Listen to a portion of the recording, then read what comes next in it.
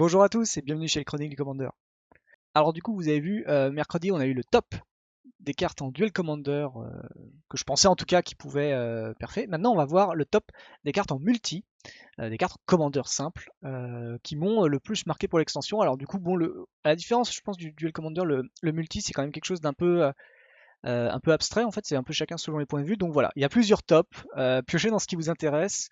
Moi voilà, j'ai fait mon choix. J'espère que je me suis pas trop planté. J'espère que je me suis pas trop voilà éloigné de la fibre Commander et des cartes qui pouvaient potentiellement rentrer dedans. Mon premier top, ça va être un top des bluffs parce que Kaldheim a amené une nouvelle mécanique qui est le Fortel, la prédiction.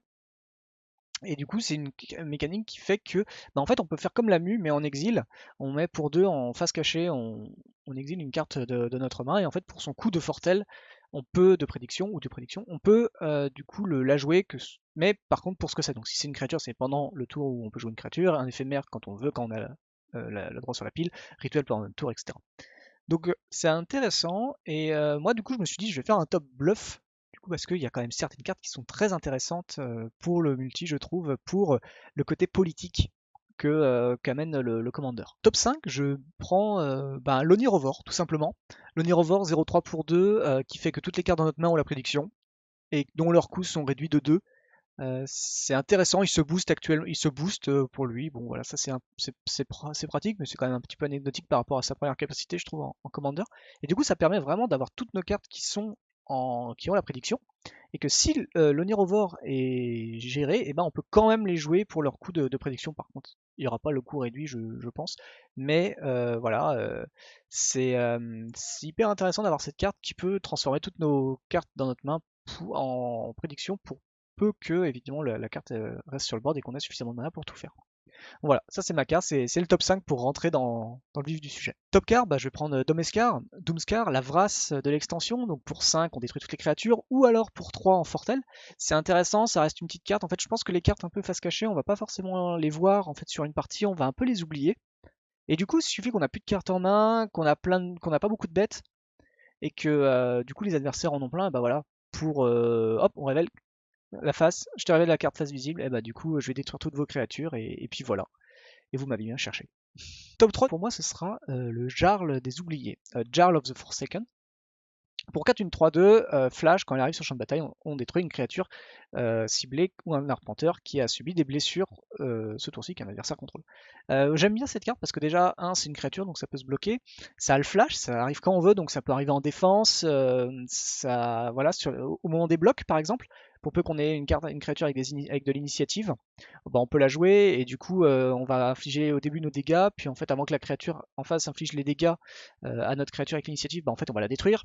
Voilà, et ce que j'aime bien aussi, c'est que du coup, ça détruit aussi les cartes adverses. Si par exemple un adversaire va vers son voisin pour aller se faire une petite bataille, en fait, on peut changer un peu la donne avec ce Jarl, ou à la fin de l'étape de combat, à la fin du tour, on va faire, en fait, tu croyais que tu avais l'ascendant, mais en fait, maintenant tu l'as plus parce que j'ai détruit ta créature qui était super forte et que j'attendais juste que tu la blesses un petit peu. Top 2, carte que je trouve assez jolie, surtout aussi dans ce côté politique, c'est le Carnage de Kaya. Carnage de Kaya, donc pour 3 en éphémère, une créature ciblée gagne +1/+1 et double initiative. Prédiction pour un blanc, on l'active en éphémère du coup. C'est intéressant parce que j'aime bien le côté en fait où ça va être politique, où on peut aller titiller la personne qui a une bête qui nous embête un petit peu. Et faire allez, vas-y, viens, t'auras pas le cran d'aller me chercher. Et en fait, il attaque avec, et nous on va bloquer, mais en fait, bam, double init, je gère ta bête, et puis voilà, t'as perdu parce que voilà, la politique a été trop forte contre toi. Donc j'aime bien cette carte, j'aime bien ce petit côté justement du coup où on peut se dire qu'on va aller chercher l'adversaire. Il reste un blanc, le blanc c'est pas forcément la double initiative, c'est plutôt le rouge. Du coup voilà, ça peut surprendre et on peut penser à d'autres cartes, voire même, comme je l'ai dit au début, on peut complètement totalement oublier la carte. Top 1 de ce premier top, du coup, pour moi je prends la levée de l'effroyable armée de Marne. Voilà, c'est très long à dire. C'est pour 3 en éphémère, on va créer X jetons de créatures 2 de noir zombies, berserker, X étant le nombre de créatures non jetons qui sont mortes ce tour-ci. L'intérêt, c'est le Fortel toujours. Le Fortel, il est à 1 noir, c'est hyper bas comme coût. C'est pareil, en fait, on peut très bien avoir des cartes dans la main qui coûtent 1 noir, et l'adversaire, en fait, va pas forcément penser à la carte face cachée. Mais du coup, nous, on peut agresser, on peut essayer de justifier, genre une personne qui dit: «Oh vas-y, tu des Vras, vas-y je voulais, ils sont quand même forts à côté, on va se faire défoncer et tout». Il joue sa Vras, puis en fait, vous faites: «Ah bah voilà, ah ah, je mets 8 tokens et puis, bah, c'est à moi de jouer en fait, ah bah je vais vous attaquer avec et puis voilà, j'ai gagné». Bon, dans les faits, ça sera peut-être pas comme ça, mais je trouve que c'est quand même assez sympa parce que du coup, ça amène un côté politique un peu comme le carnage de Kaya, sauf qu'en fait, le carnage de Kaya va nous forcer, en fait, on va essayer de forcer l'adversaire à venir vers nous, alors que là, la levée de l'effroyant, on va essayer de forcer l'adversaire à jouer une carte de sa main, du coup, potentiellement qu'il aurait pu jouer plus tard, mais qu'on va forcer. Ou moi, ça m'a déjà arrivé en commandeur de faire ça, et ça marche plutôt bien, en fait, surtout d'être débarrassé plus tôt possible d'une menace qui nous importunait, que lui, peut-être un petit peu moins, mais il se range sur la majorité, donc il craque sa carte alors qu'en fait il aurait préféré 2 tours plus tard. Donc c'est intéressant, j'aime bien cette carte et je pense que clairement c'est la top 1 des cartes bluff de l'extension. Bon, on attaque le top suivant. Ça va aller vite, hein, voilà, ça va assez vite comme top. Top 5, nouveau top en fait, c'est le top un peu design parce que je trouve que Kaldan ils ont testé des choses et c'est intéressant de voir ces nouvelles mécaniques ou qui reviennent ou qui sont un petit peu améliorées ou différentes. Voilà, bon bah moi je trouve que c'est intéressant d'en parler et je pense que elles ont leur place en commandeur pour le côté politique ou le côté fun, le côté compétitif. Enfin voilà. Top 5 de ce top design, je vais prendre le vol du dieu des scepteurs. Alors c'est une saga pour 4, dont un bleu et un noir. On a le premier niveau qui fait qu'on échange le contrôle de 2 créatures ciblées, qu'on échange pour le niveau 2, qu'on échange le contrôle de 2 permanents non base et non créatures ciblées, qui partagent un tiers de cartes entre eux. Et pour 3, on va faire que le joueur ciblé prend 3 et nous on va gagner 3. Alors autant le dernier mode il est pas très intéressant en multi, en commandeur, autant les deux autres modes ils sont hyper intéressants parce que c'est pas forcément chez nous que on n'est pas obligé d'avoir des créatures ou des permanents de chez nous à échanger. C'est quand même beaucoup mieux, hein. Pour notre poire, c'est quand même plus intéressant d'avoir des choses à nous. Mais ce que j'aimais bien, c'est le côté voilà, où on peut échanger deux choses vers d'autres adversaires. Donc on peut diminuer la force de l'un pour augmenter la force de l'autre politiquement. Ça peut être intéressant. Et aussi pareil pour le niveau 2, sachant que le niveau 2, on peut très bien avoir des artefacts en face qui sont très très intéressants ou des enchantements. Hein, on pense à Smothering Ties, on pense à Ranora Mystique. Voilà, des enchantements qui sont intéressants, qui coûtent pas des manages génériques vraiment. Donc si on, par exemple, bon là, pour Remora, ça marche pas vu qu'on joue bleu par défaut. Mais si on le donnait par exemple à quelqu'un qui ne joue pas bleu, bah en fait il peut juste payer la taxe vu que c'est de l'incolore et en fait il profite de l'enchantement. Donc voilà, moi je trouve que c'est une carte intéressante, c'est un beau design. Ils l'ont déjà fait, mais en général c'est plutôt une seule carte, et en général c'est plutôt des créatures. Là, ils l'ont fait sur une saga, on peut faire deux choses en même temps. On a le côté un peu anecdotique sur la fin de perte de points de vie, mais c'est intéressant d'avoir les deux autres modes en fait qui peuvent vraiment bouleverser la table et en conséquence parce qu'en plus on ne le rend jamais le permanent ou les créatures qu'on a échangées. Top 4 du design, moi j'ai pris le piège de crâne. Donc pour 4 en rituel, on a le fait que, et en prédiction, qu'un adversaire ciblé se défausse de 2 cartes, et si au moins de 2 cartes ont été défaussées de cette manière, on pioche un nombre de cartes égal à la différence. Alors ce qui est intéressant, c'est qu'elle a la prédiction et que du coup, la prédiction de 2 et la prédiction pour la jouer va coûter 2 aussi. Donc elle coûtera pas 4, elle coûtera plus tard 2.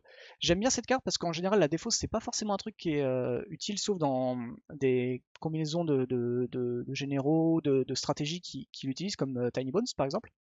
Là, ce que j'aime bien, c'est que en fait, un monde, même si on la top à la fin et que il y a un adversaire qui a plus rien, par exemple, et ben en fait on le joue sur lui et on va piocher 2 cartes. Et si l'adversaire, par exemple, il a 2 cartes, bah, en fait, on va lui enlever 2 cartes. C'est une carte qui est versatile, qui va fonctionner tout le temps, et que même s'il a une carte, bah, en fait, on va enlever la carte, on va la piocher. Donc j'aime bien ce côté un peu design qu'ils ont mis sur ce nouveau rituel. Et c'est ce nouveau type de défaut, c'est très intéressant de voir, et je pense que ça peut servir des fois en commander, ou en tout cas, c'est pas inutile. Top 3, je vais prendre à la recherche de la gloire. Donc pour 3 dont un blanc, on a un rituel neigeux qui dit qu'on peut chercher une carte de permanent neigeux, une carte légendaire et une carte de saga. On la révèle, on la met dans notre main et on gagne ensuite un point de vie pour chaque mana neigeux dépensé. Bon, la dernière capa est pas forcément très très utile, ce sera toujours 3 points de vie gagnés, mais bon, c'est pas non plus énorme. Ce qui m'intéresse en fait dans cette carte, c'est qu'en fait c'est une des premières cartes où on peut aller chercher une saga. Euh, en plus de chercher des permanents des jeux, voilà, mais c'est le côté saga que j'aime bien parce que je trouve que c'est des permanents en fait qu'on crée Wizard qui sont très intéressants. Il y en a beaucoup qui sont très très fortes. Kaldheim en a ramené beaucoup en plus dans son extension, voilà, des nouvelles sagas qui sont très très fortes. On l'a vu par exemple dans le top 5 qui était quand même assez joli. Mais voilà, il y en a d'autres. Et du coup, on a une carte qui peut aller chercher soit des permanents des jeux, donc ça peut aussi être bien des terrains que des créatures, que des artefacts ou enchantements neigeux. Ça peut être une carte légendaire. Par exemple, c'est une carte qu'on pourrait voir dans Kétis, par exemple, tout simplement, qui joue beaucoup de permanents légendaires, beaucoup de créatures légendaires. Bah du coup, voilà, pour 3 en rituel, on va chercher ce qu'on veut, tout simplement. Donc moi j'aime bien, c'est une petite carte qui exploite un peu plus davantage le côté tutor en blanc de cartes, et ça lui amène une force de plus qui est donc la recherche des permanents des jeux et aussi la recherche des sagas. Top 2, c'est une carte que j'aime beaucoup parce que je pense que si on la laisse sur le board ou si on l'arrive très tard, ça peut quand même causer dévastateur pour la table. C'est le meneur d'avalanche. Alors meneur d'avalanche, c'est pas une carte qui est forcément très impactante au premier abord, hein. C'est une 1-3 pour 2, c'est une unco. Voilà, bon. La particularité évidemment c'est dans sa capa, c'est pour 2, elle transforme un terrain neigeux en une créature 4/4, célérité et défense talismanique. Donc c'est intéressant parce que on va transformer des terrains inciblables en créatures, et pour peu qu'on arrive sur la fin où on a commencé à déjà avoir je sais pas, plus d'une dizaine de terrains, bah du coup on peut en animer 3-4, ça colle déjà une douzaine de patates. On est quand même sur la fin, hein, les gens ils sont quand même aux alentours de 15 points de vie. Ça peut renverser la partie, ça peut menacer aussi la partie parce que c'est des 4/4, c'est pas anodin. C'est des beaux body, donc je pense que c'est une carte qui est très sympa. C'est un beau design pareil pour le côté défense, ajouter de la défense talismanique sur des terrains, c'est pas quelque chose qu'ils font souvent. Et là on l'a, alors ils ont la contrainte terrain neigeux, mais bon, si on joue en commandeur, on remplace tous nos terrains neigeux. C'est plutôt, je pense, jouer dans des couleurs qui seront plutôt monocolores ou plutôt bicolores, parce qu'après ça va être compliqué d'en avoir beaucoup. Mais voilà, c'est une carte qui est très jolie et moi c'est pour ça que je la mets dans mon top 2. Enfin, top 1 des plus beaux cartes designées de Magic, en tout cas pour l'extension Kaldheim, je mets les reflets mystiques. Les reflets mystiques, donc c'est une carte pour 2, on peut choisir une créature non légendaire ciblée. La prochaine fois qu'au moins une créature ou un arpenteur arrive en jeu sur ce matériel, ils transforment, ils arrivent comme des copies de cette créature, et ça a la prédiction après pour 2 et un peu pour la jouer. J'aime beaucoup cette carte parce qu'on peut la jouer pour nous, où on va transformer toutes nos bêtes en des gros steaks infâmes. Tous les tokens qui vont arriver, si par exemple on a une 5-5, on dit bah tout ce qui va arriver sur le champ de bataille c'est des 5-5, et on pose des tokens, par exemple on pose des 1-1, bah en fait les 1-1 arrivent comme des 5-5, si on arrive à donner la célérité on attaque avec tout le monde. Au contrario, s'il a commencé à avoir quelqu'un qui se développe beaucoup, on va faire bah en fait, alors attends. Tout ça c'est sur la pile, bah pour un bleu en fait je vais faire que toutes tes créatures ça va devenir l'espèce d'elfe 1-1 qui te sert de mana. Vas-y, tu peux y aller, tu peux finir ton tour. Et donc là, il va se dire, mince, est-ce que, en gros, surtout que c'est permanent, en gros, est-ce que bah, je continue mon tour? Et là, je vais poser plein de 1-1, donc je pourrais pas gagner. Par contre, je pourrais peut-être essayer de me défendre. Ou alors, je fais rien, je perds mon tour, et je perds aussi peut-être la possibilité de gagner, ou en tout cas de ne pas me défendre pour l'attaque qui sera derrière, parce que j'ai dévoilé quand même que je pouvais partir en cacahuète et ça pourrait faire très mal.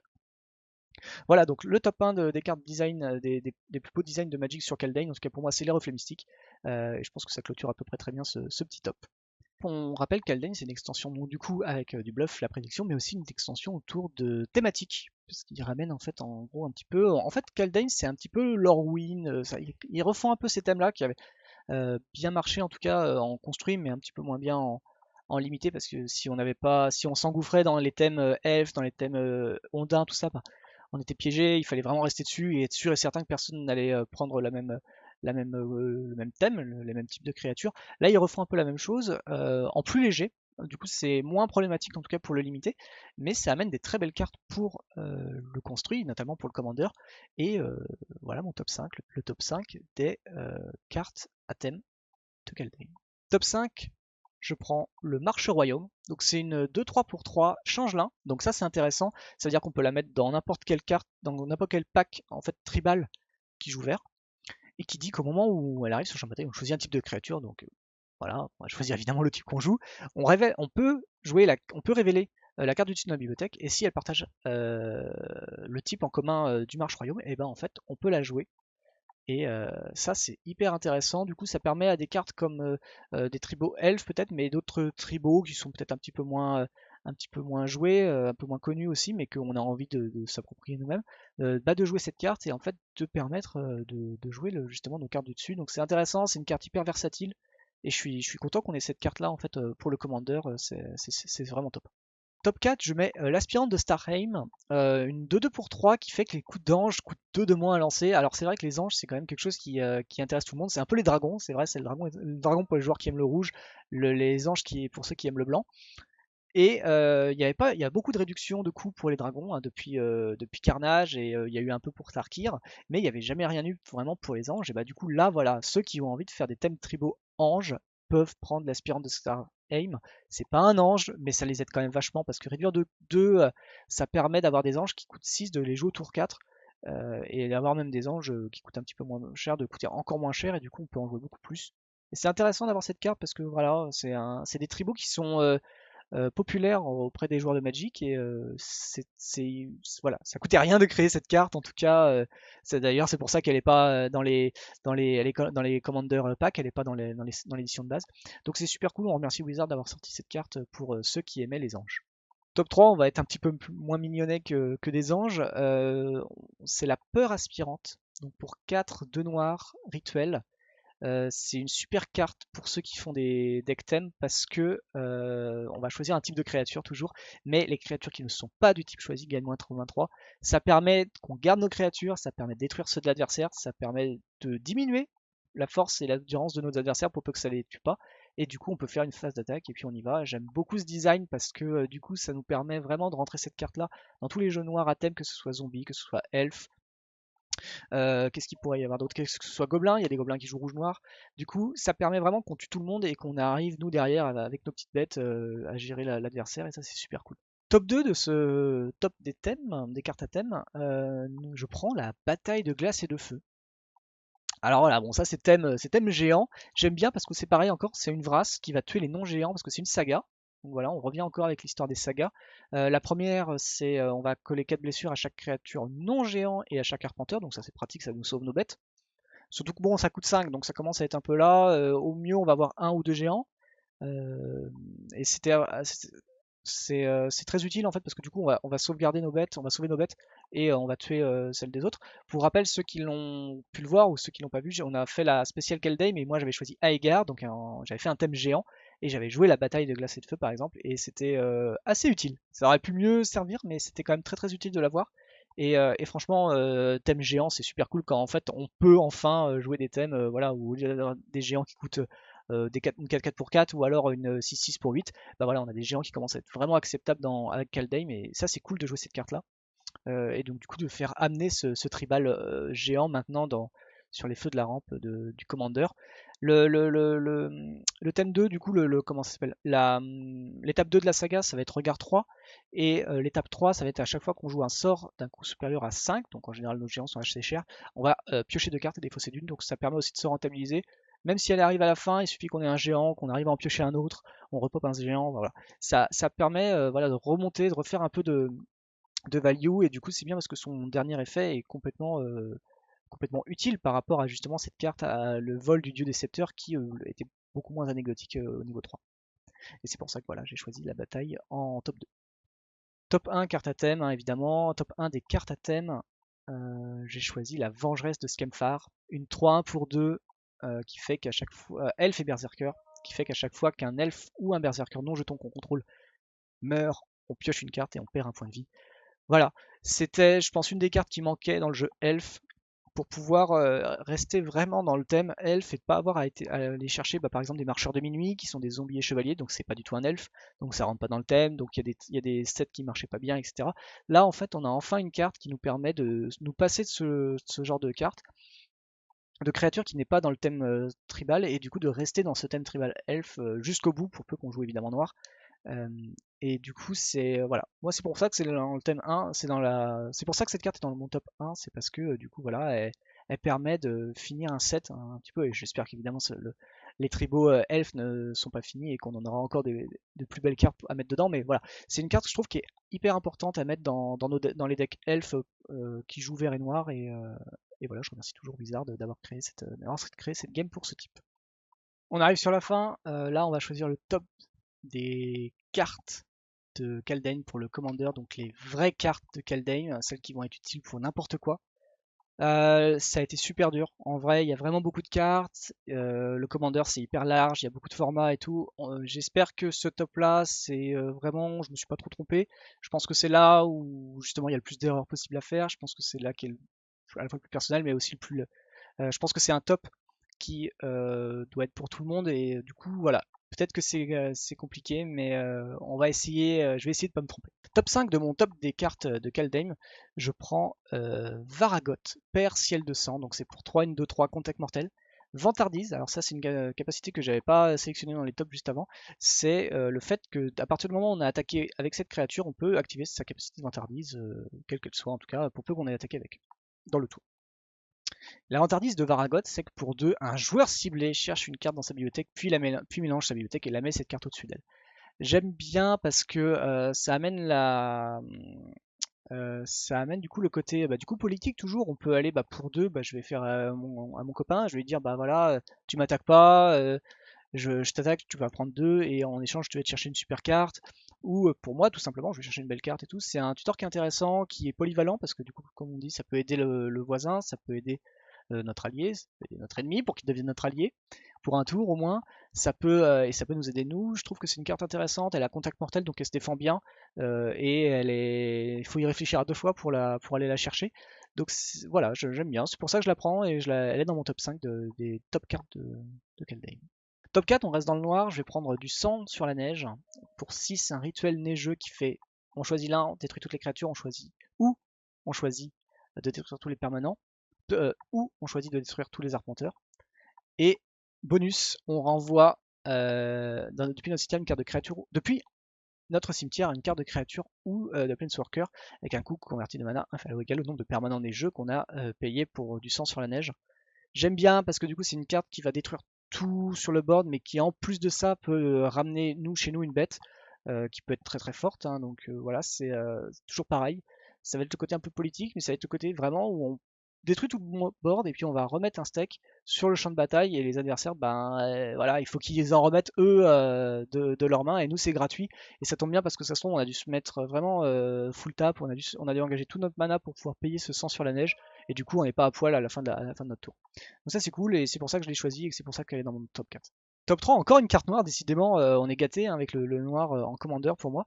J'ai choisi Aegon, dieu de la mort, donc pour 3, une 6-6 contact mortel, qui fait qu'au début de notre entretien, on exile 2 cartes de notre cimetière. Si on peut pas le faire, on sacrifie Aegon et on pioche une carte. Donc j'aime bien ce côté-là, parce que du coup ça permet de mettre un beau body, vraiment, 6-6 contact mortel pour 3, c'est assez cool. Et en plus de ça, si on peut plus payer la taxe, au pire des cas, on va piocher une carte en plus, donc elle se rentabilise.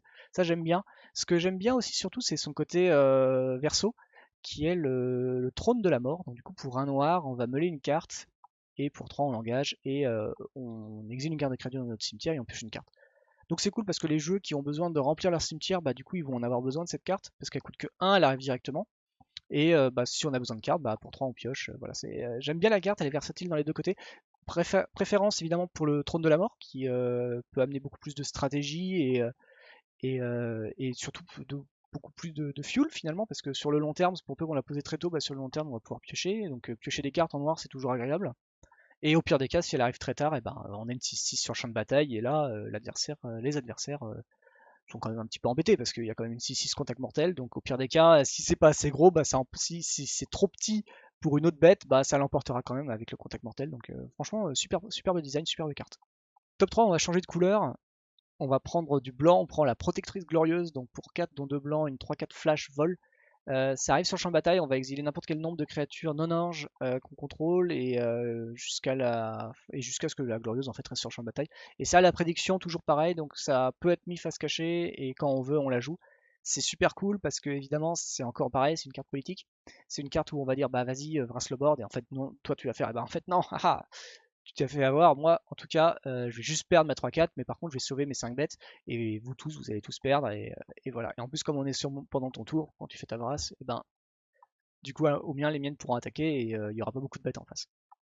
Ou à la différence, évidemment, c'est que nous, on fait une brasse, on le fait pareil. Voilà. J'aime beaucoup cette carte, c'est super cool, pareil, c'est un très très beau design, j'ai absolument envie de la voir partout, que ce soit dans mes thèmes ange, mes thèmes clercs si j'ai envie, ou en tout cas n'importe quelle carte qui joue, n'importe quel un peu jeu aggro blanc qui joue, on a envie d'avoir cette protectrice glorieuse parce que on n'est vraiment pas à l'abri d'un sort, juste un sort qui détruit une créature qui nous embête.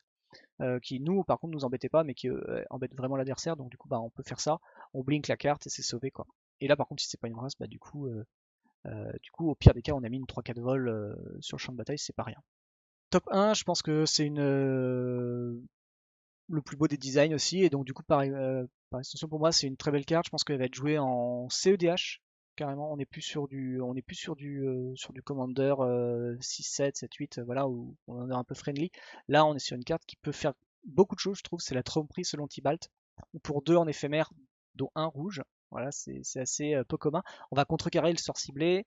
Après, on va choisir un, deux ou trois au hasard. Le contrôleur en fait du sort va meuler autant de cartes, et derrière il va mettre une carte non terrain de sa. Voilà, il exile jusqu'à trouver une carte non terrain, puis il la joue sans payer son coup de main.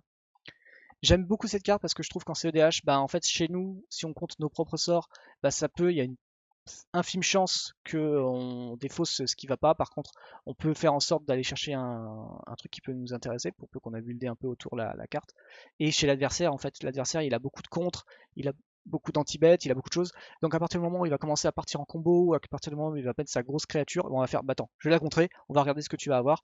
En général, c'est que des cartes qui vont lui permettre d'aller chercher cette combo, ou d'aller chercher cette créature. Donc du coup, on a de fortes, ou de se protéger, donc on a de fortes chances en fait de récupérer un contre-sort, de se récupérer voilà, un boost, de se récupérer du fast mana. C'est des choses qui vont être forcément utiles pour l'adversaire, pour peu que ce soit un permanent, mais si on a contré la combo, c'est quand même très très dur pour lui de perdre cette combo, et de devoir du coup essayer de ramer avec ce qu'on lui a révélé pour gagner. Donc je trouve que c'est une superbe carte, parce que le rouge n'a pas de contre-sort, donc c'est peu commun, donc on s'y attend pas forcément.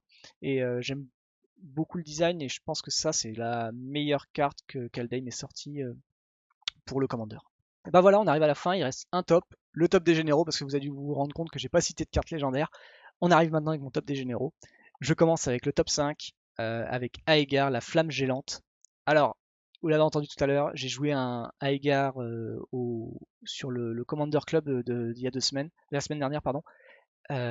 C'était génial, je l'ai jamais joué, j'ai quasiment jamais joué à Aegar, mais j'ai super kiffé le fait d'avoir des géants et tout. Et celui-là, il a une très bonne, un très bon thème en fait, c'est que si on inflige des surplus de dégâts, que ce soit avec un géant, un sorcier, parce que lui-même est sorcier, ou un sort, et ben on va piocher des cartes, et c'est assez cool parce que du coup les géants ont des grosses forces en général, où on peut avoir quelquefois des sorts. Par exemple, on va jouer la foudre, une foudre, on va détruire une carte qui a 2, bah du coup il y a le petit point bonus de blessure qui sert à rien. Bah là du coup on va piocher une carte.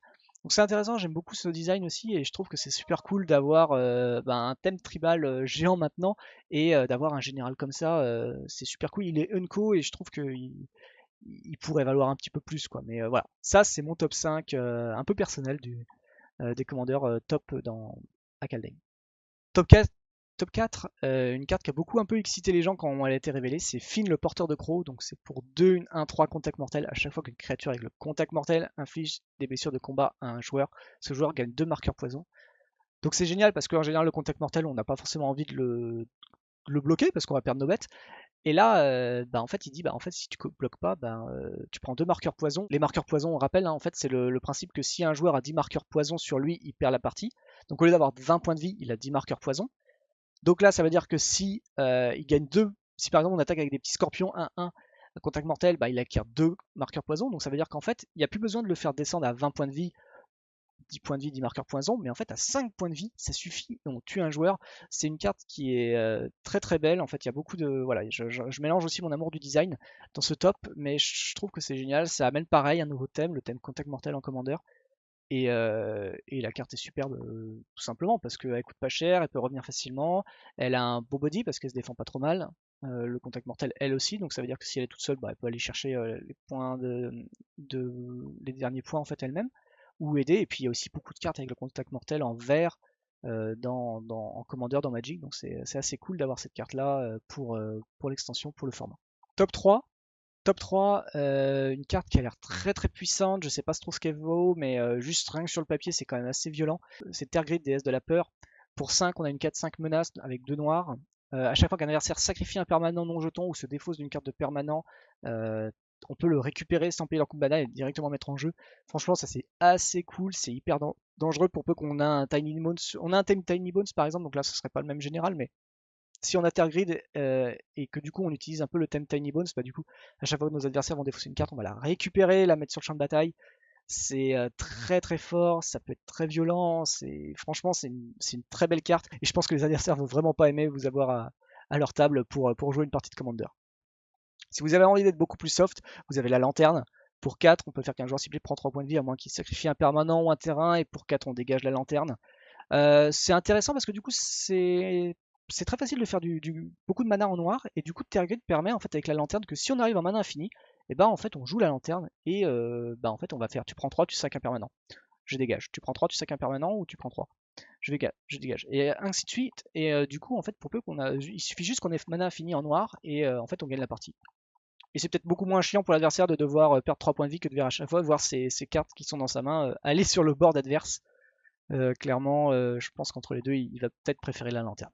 Top 2, pareil, grosse carte pour le commandeur. C'est une carte qui a filtré avant les vacances et qui en fait devait être révélée après Noël, je crois. Mais bon, voilà, ça a été révélé et c'était assez ouf de voir cette carte-là. C'est Vorinclex, le pillard monstrueux.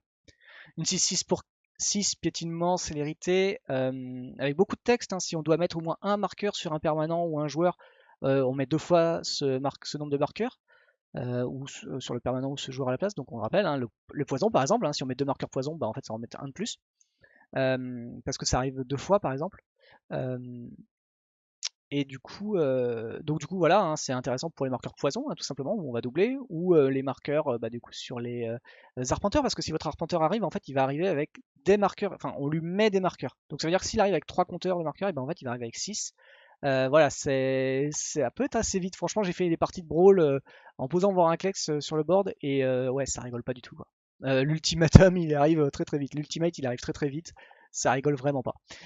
Et parce qu'en plus c'est pas fini, il nous bonifie Vorinclex, mais aussi il donne des effets, des malus, des gros malus à l'adversaire qui font que bah, si un adversaire doit mettre un marqueur sur un permanent, il met la moitié de ce nombre arrondi à l'unité inférieure cette fois-ci. Donc ça veut dire que par exemple bah, les sagas, ça marche plus. Le plus 1 sur les arpenteurs, bah, ça marche plus. Le plus 2, bah, il y aura que 1 par exemple. Mais voilà, ça réduit beaucoup de stratégies adverses et c'est une plaie. Et en plus, ça a la célérité, ça a le piétinement.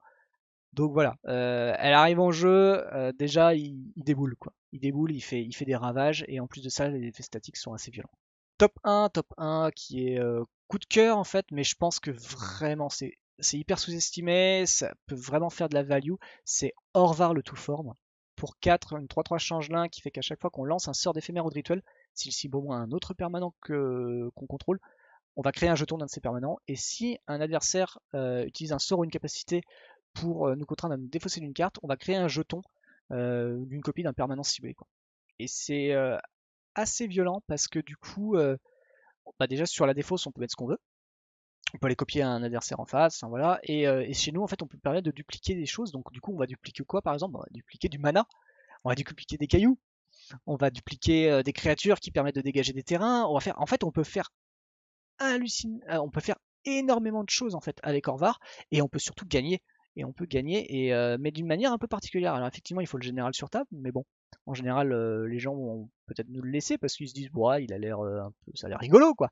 Et puis là, on fait un dragon qui détape 5 terrains, donc du coup, ça tape les 5 terrains, donc ça va les multiplier. Enfin, il y a le Lotus Boom qui a juste 3 mana, on détape, on peut qu'on le cible avec quelque chose pour par exemple dégager l'artefact ciblé. Et ben voilà, on va le dégager, on va remettre une autre copie. C'est complètement ridicule en fait. Orvar, ça va être un truc de dingue sur les tables de Commander et je pense que c'est un superbe beau design et j'ai hâte moi de la tester en Commander si je trouve une table qui accepte de me laisser jouer Orvar sur leur table. Voilà, bah du coup, voilà, c'était mon top. Beaucoup de cartes personnelles, évidemment. On rappelle, on est en Commander. Pour moi, le Commander, c'est pas, c'est des cartes qui fun, c'est des cartes qui nous intéressent personnellement. Il y a des choses un petit peu, je pense que j'ai tapé juste sur certaines choses, notamment peut-être sur les cartes de bluff ou sur les top cards. J'espère quand même que je me suis un peu pas trop gouré sur les top cards. Si je me suis gouré, si vous pensez autrement, bah n'hésitez pas à me le dire dans les commentaires. Ça me ferait très plaisir d'avoir votre retour, d'avoir votre vision du Commander par rapport à Kaldheim. Euh, et voilà, et j'espère aussi que vous avez eu des exemples et que vous souhaiteriez les montrer. En tout cas, bah voilà, si vous, ça vous intéresse de venir amener votre général Kaldheim chez nous, envie de tester votre général avec nous, n'hésitez pas à venir pour le mardi soir, par exemple, pour le Commander Club, où c'est ouvert à tout le monde. Il n'y a pas de limite Enfin voilà, tout le monde peut participer. Il y a aucun, je fais pas forcément inviter les copains et tout. Je fais inviter des gens qui ont envie de venir jouer, qui ont envie de montrer leurs généraux, qui ont envie de leur montrer les stratégies de comment eux voient le commander. Et c'est super, on s'éclate à la table. Donc moi je continue et je vous invite à, si vous voulez venir, et ben venez. Si vous voulez, mais que vous pouvez pas venir, et ben vous avez les replays du vendredi soir, comme ça vous pouvez les regarder. Et sinon, bah voilà, si vous souhaitez être au courant de toutes les infos de la chaîne, je vous conseille de suivre le Facebook, le Twitter, le Discord si vous voulez avoir toutes les infos. Nous, on a des juges aussi, on a des juges sur notre Discord. On a plein de gens qui aiment le Commander, qui peuvent vous parler, qui peuvent vous, si vous avez des questions sur quel général utiliser ou sur des points de règle, ben voilà, vous pouvez venir sur ce Discord et il y a tout ce qu'il faut. Tout le monde est très sympa et vous aidera sans problème. Et si en plus de ça vous souhaitez vraiment découvrir encore plus avec nous le Commander, bah, je vous invite à follow la chaîne YouTube où vous vous trouvez et à nous suivre également sur Twitch où vous pourrez voir des lives le plus souvent possible et aussi bah, du coup être averti à ces moments-là quand on lancera les lives, hein, tout simplement. Et averti à ces moments-là quand on lancera les lives. Voilà, et bah sur ce, moi je vous souhaite une très bonne journée, un très bon week-end. Vous aurez le replay du coup du Commander Club de mardi soir et ben demain après-midi. En attendant, bah, je vous souhaite une très bonne soirée et à très bientôt chez les Chroniques du Commander. Bye bye.